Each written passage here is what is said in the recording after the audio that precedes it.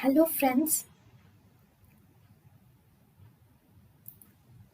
Welcome to Creative Medicine.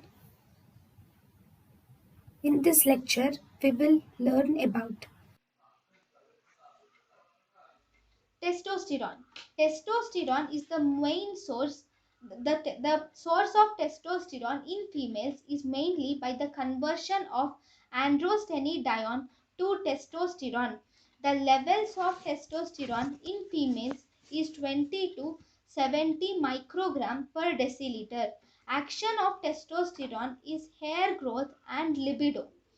Testosterone binds to sex hormone binding globulin in females. Estrogen also binds to sex hormone binding globulin. So, testosterone decreases the sex hormone binding globulin, whereas estrogen increases the sex hormone binding globulin. Drugs. thank you and thank you for watching.